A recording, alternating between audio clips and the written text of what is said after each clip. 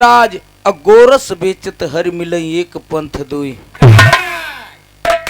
हमारे बिरहा का प्रचार भी हो जाए मास्टर साहेब, और तमाम हमारे अतिथिगण हैं सब भैया भैरन का दर्शन भी हो जाए। वही दास सोच के आपके चरणों में रखा। वंदना का शुरुआत वक्त कवि ने लिखा भाव का,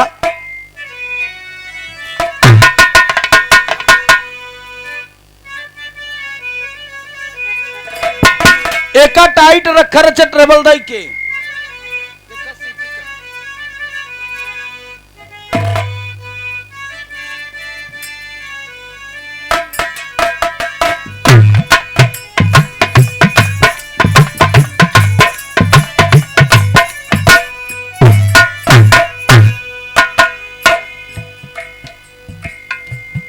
सुनने वाले मित्र बड़का भैया,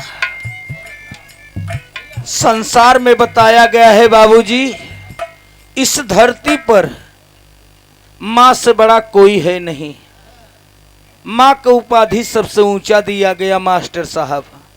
काही बरे की महतारी 9 महीना अपने बच्चा को पेट में रखती है। बच्चा जब बाहर आवत तो माई पालन पोषण करके महतारी ज्ञान देता कि बेटा ये तुम्हारे काका हैं, तुम्हारे चाचा हैं, तुम्हारे पहला गुरु के है, माई है।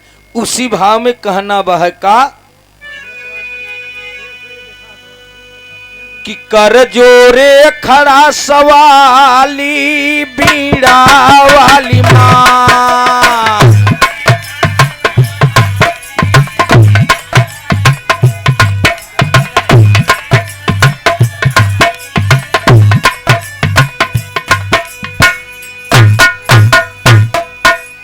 खप्पर वाली माँ जगदम्बे तेरे सहारे गाई जी। गौरी गणपति गंगा मैया जगत तारणी माई जी। घनन घनन घंटा मंदिर पर सुबह शाम घनाई जी। 14 गूंजे नाम चंद्रिका चंदी शीस झुकाई जी।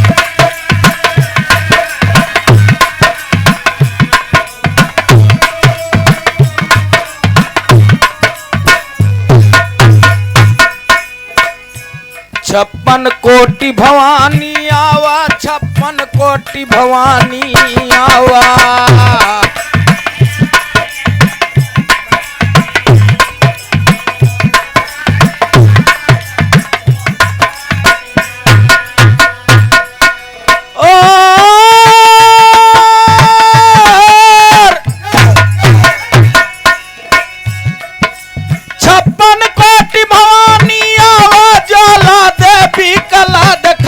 झट से लई आवा भुजाली बीड़ा वाली माँ। जय हो भैया, जय हो।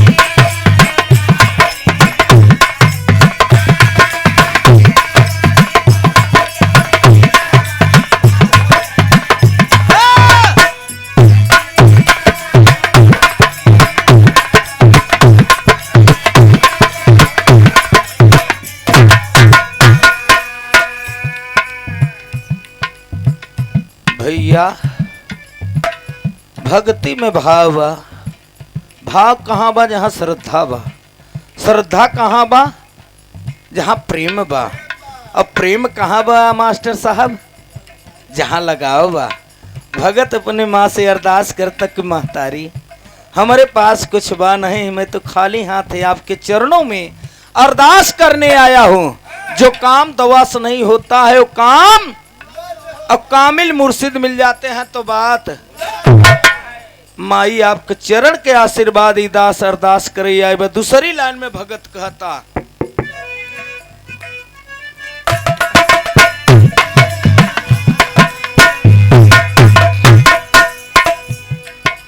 तेरी महिमा ब्रह्मा विष्णु पिजड़ाते हैं लगाई जी। ठकुरानी राधा रानी के दिहन हाथ लौलाई जी। डटा रहूं महफिल में मैया चरणों में शीश झुकाई जी। ढोल नगाड़ा बजै द्वार पर गूंजत बा सहनाई जी।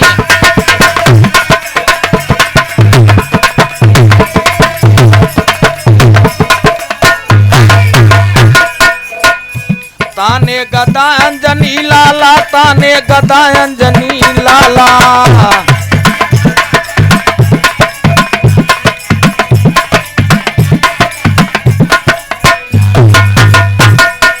ओ ताने गदा अंजनी लाला, थोड़ा सत्की डोर संभाला, दर्शन दैदा भक्त काली बीड़ा वाली माँ।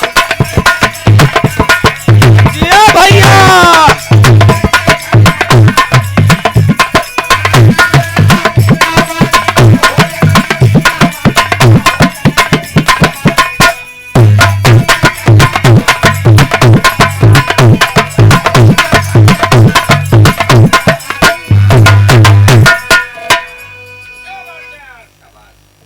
बड़का भैया भक्ति की ओर आप लोग हम लोग चल रहे हैं।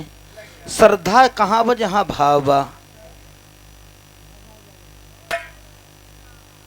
सेवा में श्रीमान दोबारा महापुरस्कार धर्म के हमारे बड़े भैया बाबू धनराज भैया को ओर से प्राप्त हुआ 51 रुपया का। मालिक सुखी रखे, परिवार सुखी रहे, भक्ति को ओर छोड़ नहीं बस साहेब। भक्ति किहन मीरा, भक्ति किहन प्रहलाद, भक्ति किया भभीषण, परिवार से नाता।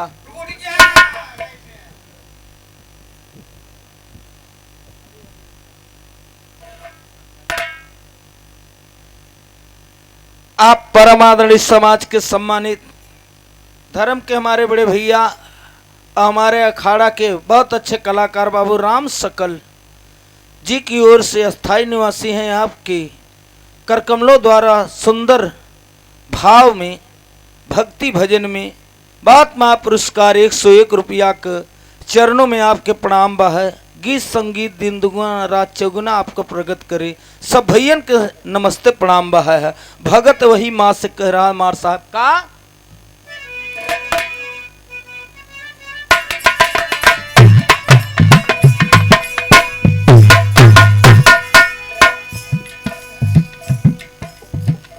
महतारी ई भक्ति जौन होते करोर छोर। आ दिलीप भैया हमारे यहाँ ए अरे एक आवाज और बढ़ावा।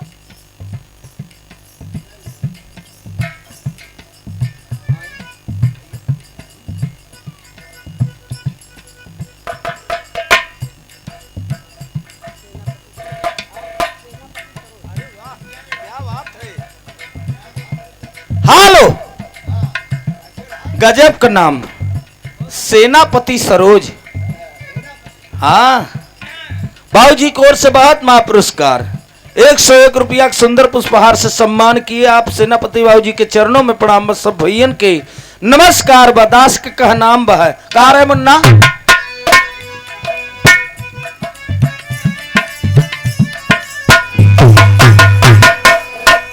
हमारे हिया भक्ति कैसे चलता जानते, अनहियारे चलता।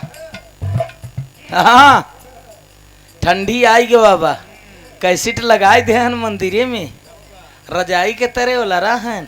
मेहरारू उठाव तक उठा हन कहू को पापा कुछ भजन भक्ति भाव करबे। जब उठा हन तो पानी मेहरारू 2 बाल्टी ले के धाई दे बा इनारा से खींच के 1 लोटा जब डालन तब रे बाप रे तब का कहत हन आ जय हनुमान ज्ञान गुण सागर जय कपिल त्रिलोक कानन कहू कमाई आगी भर बहुत तेज चढ़ा का। हाँ गैस हो गया बा 980 रुपया में सिलेंडर भरा गया तो तुम्हारा दिमाग खराब हो गया बा का। जे एक धाई भरावत है या दोबारा भरा नहीं पाओ तो ऊपर ही के जानते है खुबारे में रख देता है। कैसे बढ़िया तो पर ही सही बा है। मान ले तू सह रहा है। हाँ सब्सिडी बंद हो गया बा है तब भाई मोदी अब पौबो कर ही ध्यान दे रहे हैं। तो भक्ति बाबू साहब कहीं नहीं जाती है। तीसरी लाइन में भगत कहा था मुन्ना कहाँ रहे बाबूजी।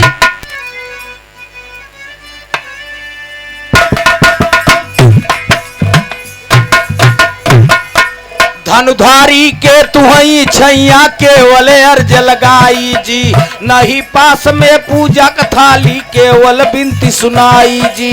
परम पिता है परमेश्वर जो एक ही में समाई जी, फहरे ध्वजा गगन के ऊपर एक एक लगाई जी।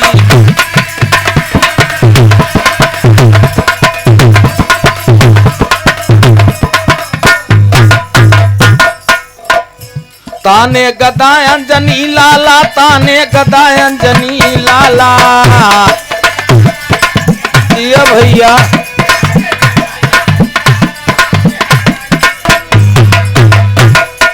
और ताने गदा अंजनी लाला, तोला सबकी डर संभाला, दर्शन दैदा भक्त खाली बीड़ा वाली माँ।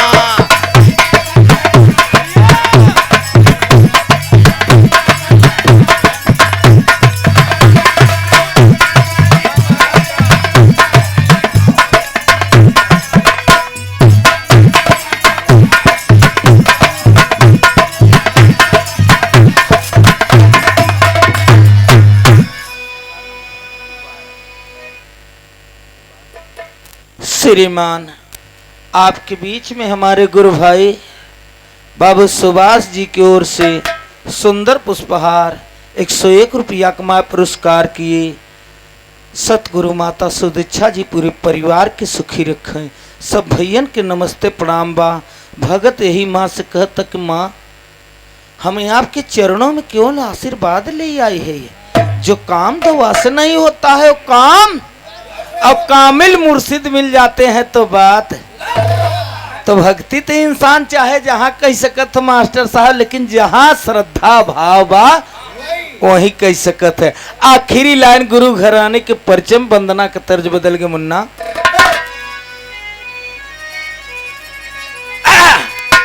हाय नया नवा में राम बस गए, लागी बार बार हम बाबा के चरणवा, नया नवा में राम बस गए।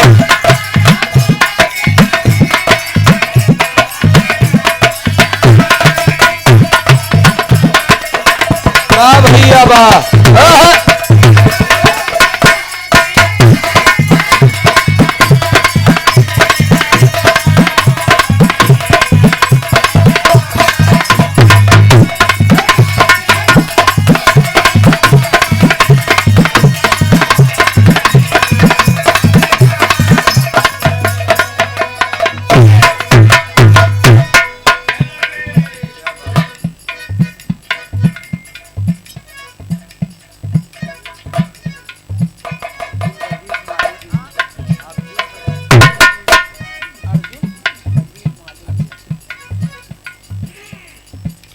सेवा में श्रीमान अर्जुन महर मालीगिरी काम करते हैं बाबूजी। हमारे गुरु भाई बहुत महापुरस्कार 51 रुपया का महापुरस्कार, सुंदर पुष्पहार, एक एक पंखुड़ियों में गुथा हुआ गुलाब का फूल। मास्टर साहब आजू को लगन दिलीप भैया बहुत तेज है। जैसे दीपावली के दिन देखते है 35-35, 40-40 रुपया का माला गेना का फूल के मिलत रहा। सिविल लाइन से हनुमान मंदिर के पछवारे से जनी कितना उठाए ले गए बेचिन है केवल धोई के। आपको ओर से बहुत महापुरस्कार हुआ। दातार सुखी रखे, परिवार सुखी रहे। सब भैयन के नमस्ते प्रणाम बहाय। हाँ मन्ना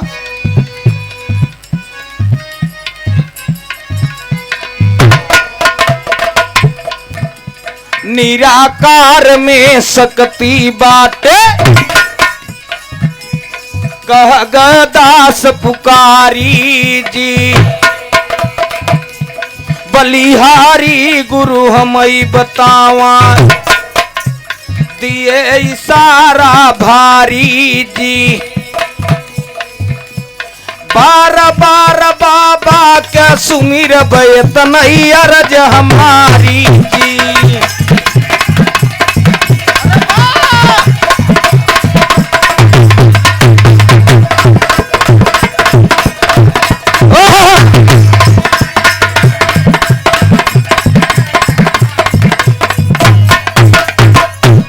तो इस बाबा की बलिहारी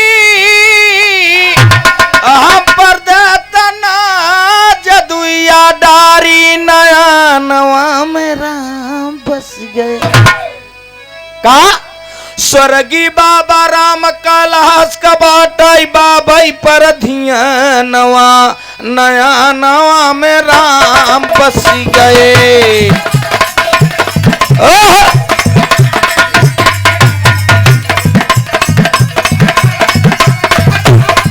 बा बेटा बा।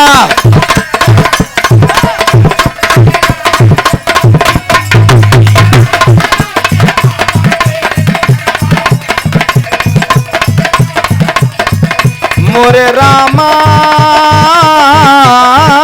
हो राम। बजा ले बच्ची, बहुत बढ़िया, ठीक है।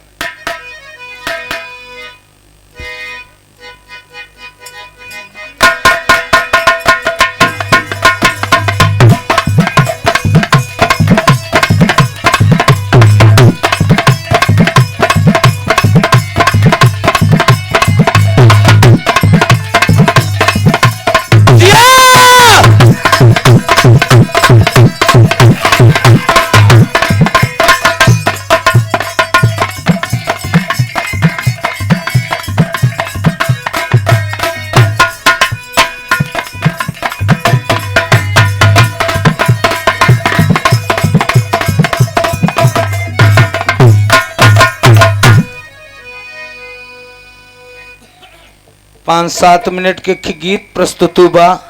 गौर करें आप लोग, जिस उपलक्ष्य में बिरहा का आयोजन रखा गया है। बाबू राम कैलाश बताओ तो रहन मास्टर साहब एक बड़ी ऊंची बात। कहा साइकिली में 2 पहिया होत और दोनों का हवा अगर कमजोर हो जाता तब। वैसे जिंदगी में अगर इंसान को जीना है तो जीवन साथी की जरूरत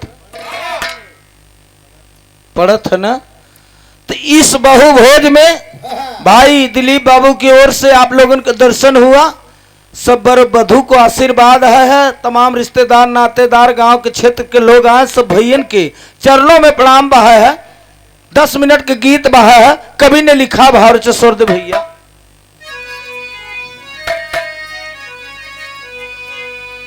हाय मोरे रामा मोरे राम सवरिया रे ए भोले जोगिया हो राम।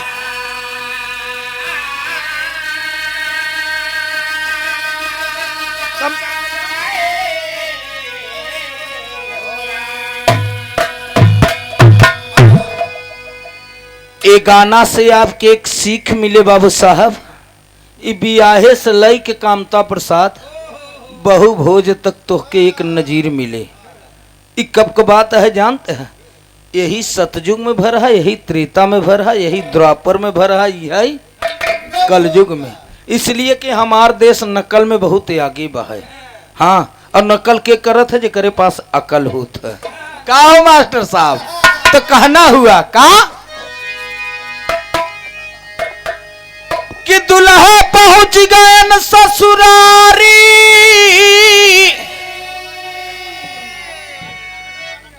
एक कैती बारात हुआ गवा बहाई है। कहा? जनकपुरा में केकर राम का। जैसे राम का बियाह भर रहा है मास्टर साहब, वैसे आज भी देखे के मिलता है। का राम जी पहुंच गए न ससुरारी और देखा जुटी गांव की नारी। दुल्हा देखत सखिए चली आईन जन।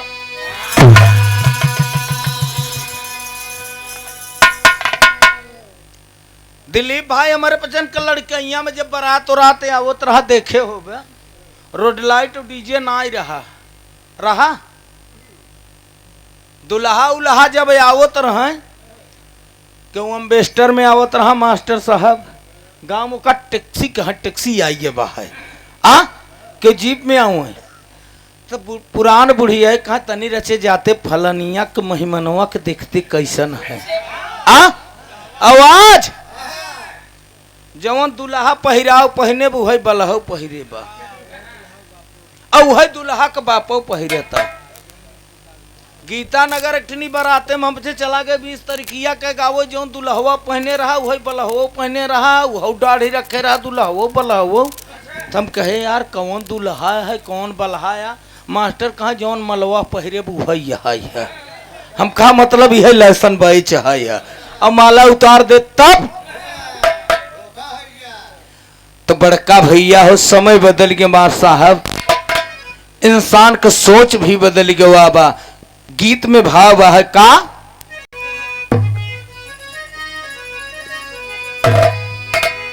असनवा बैठे दूल्हे रसिया रामा रामा रामा रामा अरे मोरे रामा असनवा बैठे दूल्हे रसिया।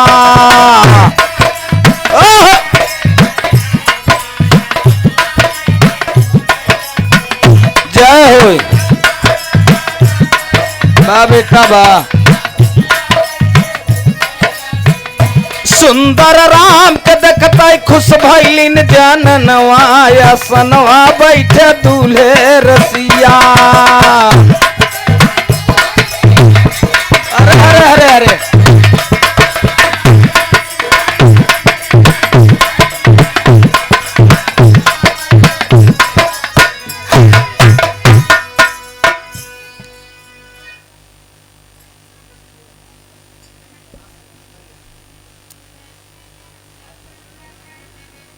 श्रीमान ने आपके बीच में घर मलकार बाबू राम अवतार जी के मझिला भाई आप परम आदरणीय समाज के सम्मानित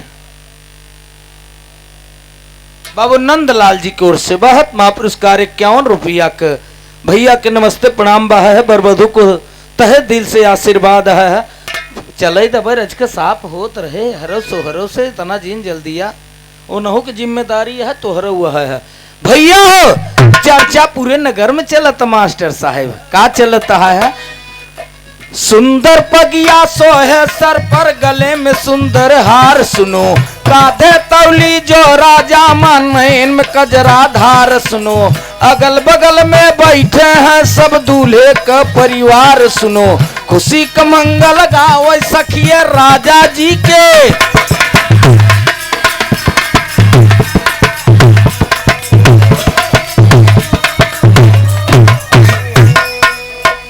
चमकई जनकपुरी में सेहरा चमकई जनकपुरी में सेहरा।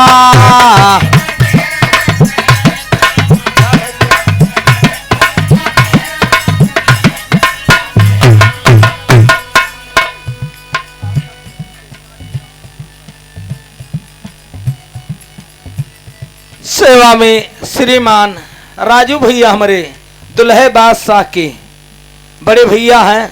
साउथ अफ्रीका में आप कार्यरत हैं। आपको ओर से 101 रुपया का पुरस्कार हुआ। राजू भैया के नमस्ते प्रणाम बहा है।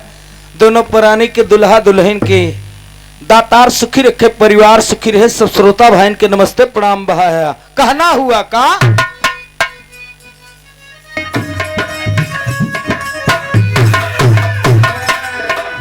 चमकई जनकपुरी में सहरा चमकई जनकपुरी में सहरा।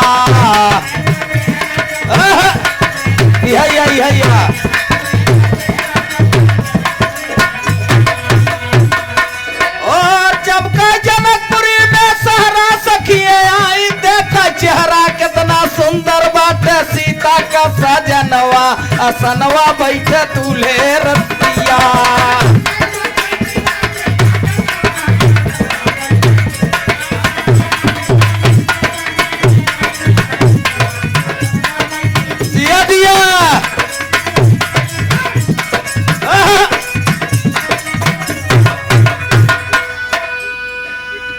श्रीमान आपके बीच में जगदीश बाबूजी एडवोकेट साहब हाई कोर्ट में आप कार्यरत हैं। आपको ओर से 101 रुपया का पुरस्कार हुआ। इस गीत पर दातार सुखी रखें परिवार सुखी रहे। सब भैयन के नमस्ते प्रणाम। बाबू साहब पूरे नगर में चर्चा होता कहा जनकपुर में कि अयोध्या से बारात आई बा है। जनकपुरा में आज एक ऐतिहासिक विवाह हुई राम और सीता जी के। बड़े बड़े विद्वान संत महात्मा लोग बैठा है। आप लोगन की नहीं महात्मा लोग बैठ के आशीर्वाद दे बरे कि आज वर और वधू को आशीर्वाद दिया जाएगा और इस पावन पवित्र विवाह में तमाम अतिथिगण से दर्शन हुए। बड़का भैया चर्चा का चलत मास्टर साहब।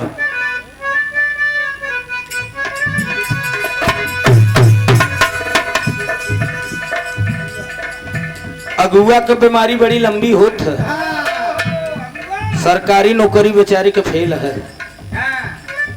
हाँ, अब अगुआ न रहे तो बियाह कैसे हो? दाढ़ी मोबाइल से टेम्परेरी करबक परमानेंट होए। कई साल चला हुआ मुकदमा बच्ची।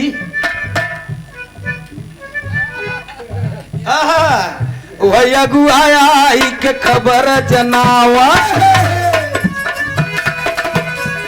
दोबारा का तैयारी बा।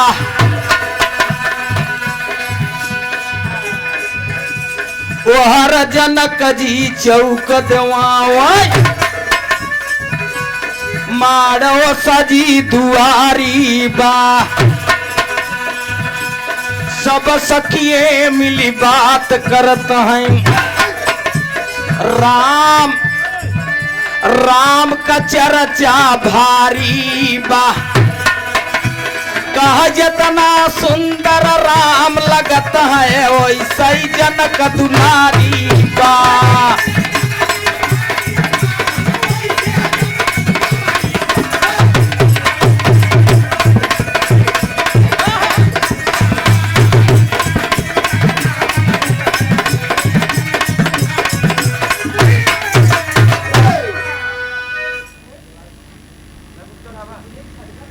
परमादरणी सेवा में श्रीमान हमारे विनोद भैया इसी गांव के निवासी हैं। विनोद सरोज बाबू जी की ओर से 51 रुपया का महापुरस्कार हुआ। मालिक सुखी रखे परिवार से। भैया पूरे नगर में चर्चा चलता कि हे जैसे राम वैसा ही, जैसे लड़का वैसा ही। हाँ चले आशीर्वाद दिया जाए।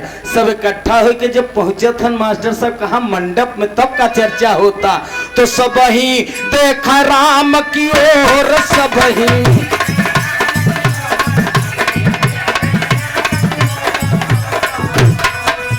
सब ही देखा राम की ओर। जनकपुर मच गया भारी शोर।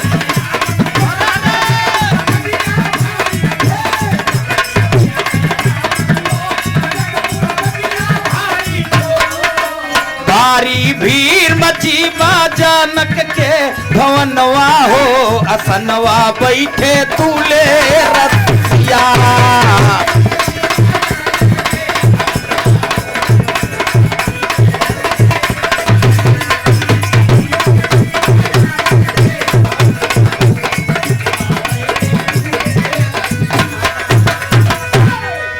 ₹51 का महापुरस्कार हमारे धनराज भैया फिर महापुरस्कार से सम्मान किए।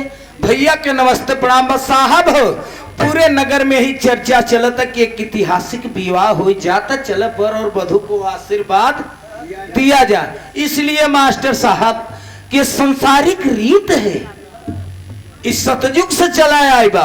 हर बराती भाई नाचत गावत है ना, और बर वधु को आशीर्वाद सब दे जुटा है। तब होत का वो बिरहा में एक लाइन दादा वाली तर्ज लग गई का।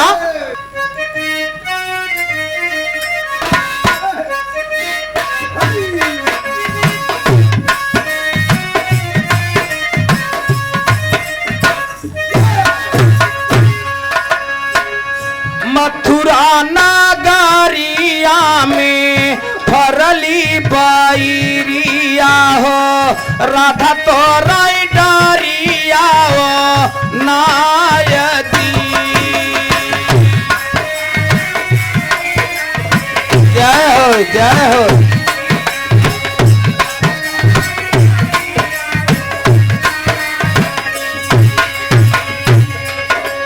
एकहू बैरिया राधा चिखऊ न पवलिनी हो। एकहू बैरिया राधा चिखऊ न पवलिनी हो। श्याम दिहलनि बासिया बा जायती। बा बेटा बा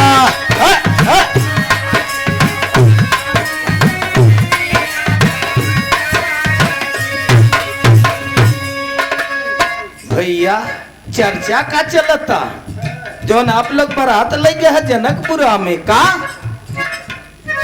चार ओरी जगा मगा चलाई दिया नवा हो सजबा महलिया आली शान जी।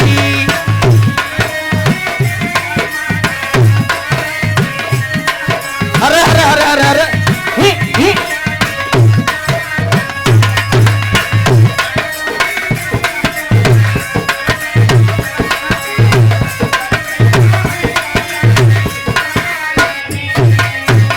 सबही बाराती बैठे जानक भवनवा हो पहले करावई जल पान जी।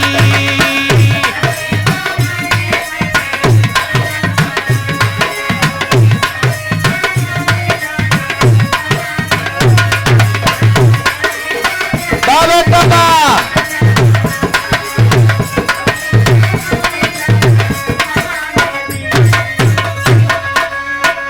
बड़े प्रेम से हर नर बराती भाई नाचत गावतन हर जनक महाराज कहतन कि भैया समय बीता जाता विवाह शादी होई की चाहे।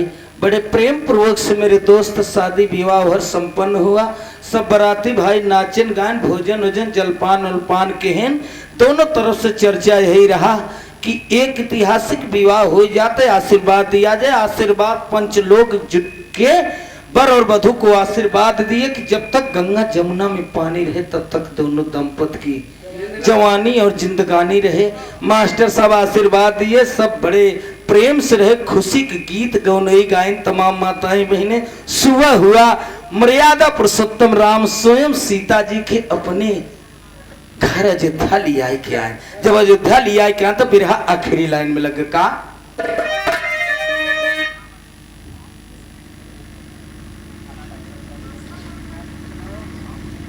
कन्या पक्ष से परम आदरणीय बाबू उमा शंकर आप लड़की के बड़े पिता हैं, आपको ओर से 101 रुपया का पुरस्कार हुआ। आप जी के चरणों में प्रणाम बा। सब भैयन के नमस्कार। बर बहू को बर और वधू को आशीर्वाद तहे दिल से है, यही दातार सुखी रखे, प्रेम बना रहे और जवानी जिंदगानी बना रहे। संसार के रीति है बाबू साहब बिरहा में भाव है कामना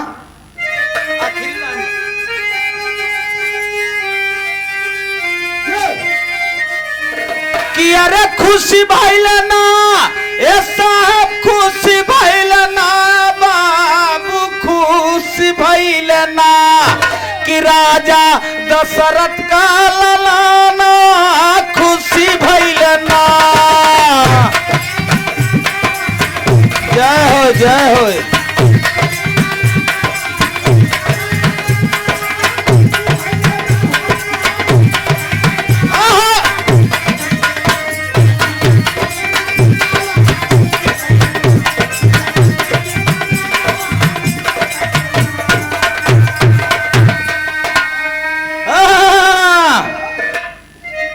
सावधानी हट जाए तो दुर्घटना घट जाए लपई से।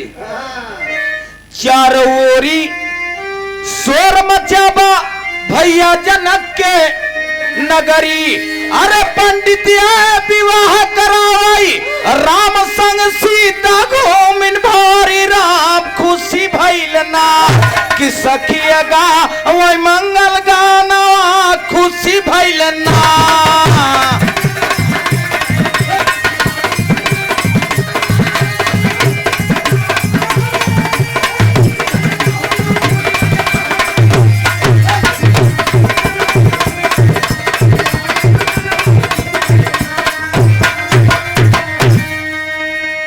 बड़े प्रेम से बाबू साहब विदाई हुआ। माँ सीता जी के सुनैना बड़े प्रेम पुरुष कहे बिटिया पति की आज्ञा में जीना मरना यही सबसे बड़ा आपका धर्म है। हर महतारी मास्टर साहब आज भी गांव में कहते लड़की सयान रहा था हे रमदैया जाते के लोटा पानी ले तकते लड़किया कहत न जाते ना है ले तब महतारी कहा था करे तोर ससुरी में कैसे बीते आओ दिलीप भैया। तब वो कहा था कि जाए तई बिताए दे।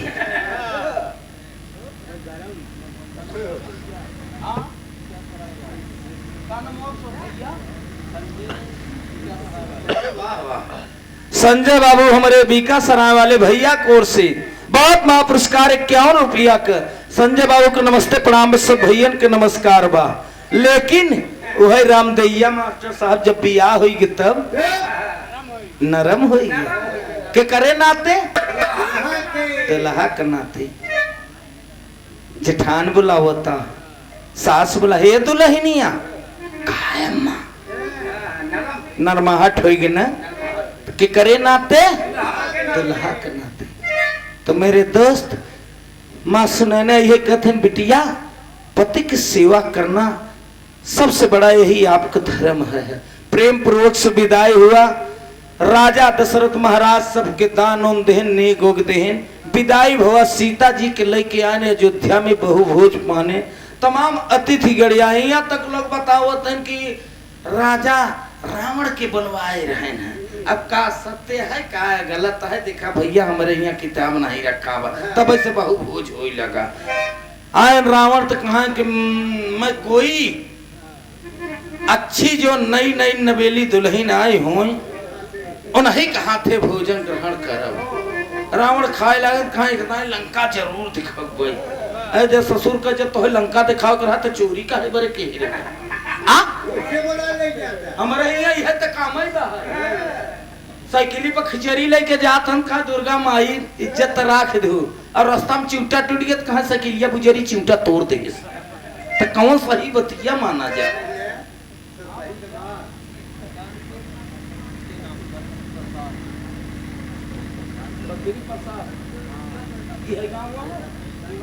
अच्छा अच्छा दीवानगंज हाँ हाँ बाबू बद्री प्रसाद दीवानगंज बम्बई के धरती से बहुत महापुरस्कार 51 रुपया का। दोनों भैया के नमस्ते प्रणाम बहा है। बड़का भैया आखिरी लाइन में मुन्ना कहना हुआ का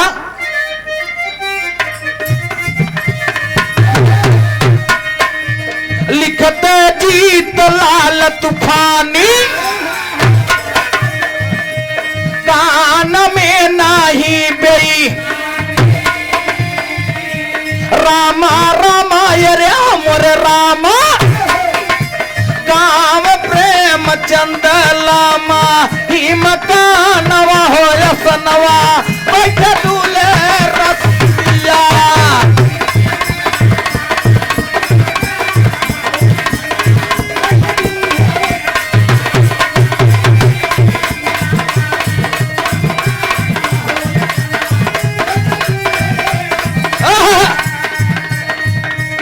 सेवा में श्रीमान एजॉन साउंड सर्विस बज रहा है आपके बीच में मास्टर साहब, नेशनल साउंड सर्विस कंपनी भाई की ओर से बहुत महापुरस्कार 51 रुपया। बहुत बढ़िया आपका बाजा बजे तब मालिक सुखी रखे दातार कृपा करे जहां भी रहे हमेशा आपकी सर्विस साउंड बजत रहे। कहना हुआ का